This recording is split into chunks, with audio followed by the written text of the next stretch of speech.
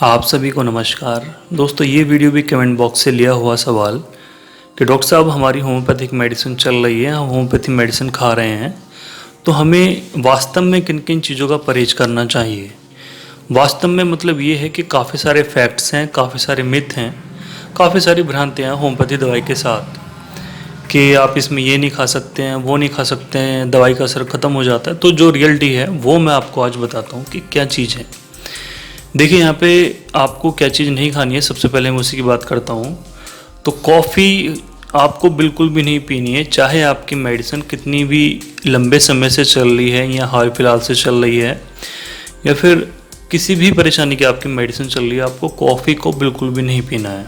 जबकि होम्योपैथी में भी कॉफ़ी से मेडिसिन बनी हुई है, कॉफ़ी क्रूडा, लेकिन आपको कॉफ़ी का परहेज करना है। आपको बिल्कुल भी एक सिप भी कॉफ़ी नहीं पीनी चाहिए, ठीक है। ये था पहला। अब काफ़ी लोगों में होता है कि डॉक्टर साहब हम कच्चा प्याज, कच्चा लहसुन, अदरक, मिंट वाली चीज़ें, जो तेज़ स्मेल वाली चीज़ें होती हैं, जैसे पान है, इलायची है या फिर लौंग है या फिर तेज़ परफ्यूम होते हैं या फिर गुटखा होता है, स्मोकिंग या तंबाकू, मतलब ये बहुत सारी चीज़ें होती हैं, ठीक है। इन सारी चीज़ों का मोस्टली डॉक्टर परहेज बताते हैं कि आपको कच्चा प्याज, कच्चा लहसुन नहीं खाना है, और जितनी भी चीज़ें मैंने आपको बताई हैं कि इनका बिल्कुल कंप्लीट परहेज रखना है।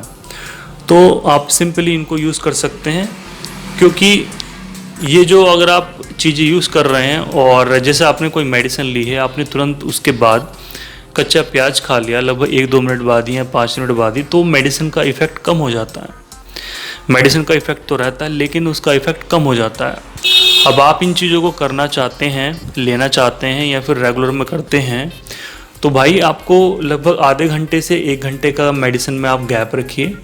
जैसे आपने मेडिसिन ली हुई है तो मेडिसिन से पहले और बाद में आपको आधे घंटे का या फिर 1 घंटे का, जितना भी आपके पास समय है, जितना भी टाइम है, उसको मैनेज करके आपको इसमें गैप रखना है।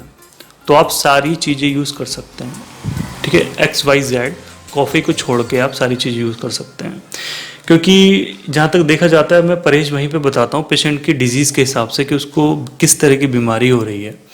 जैसे कोई पेशेंट है जिसको बहुत ज़्यादा खड़खड़ वाली खांसी है, मतलब रैटलिंग साउंड उसको है, बहुत ज़्यादा बलगम वाली खांसी है, तो ऐसे ही स्पेसिफिक परहेज बताता हूँ कि भाई आपको चावल नहीं खानी है, ठंडी चीज़ें नहीं खानी है।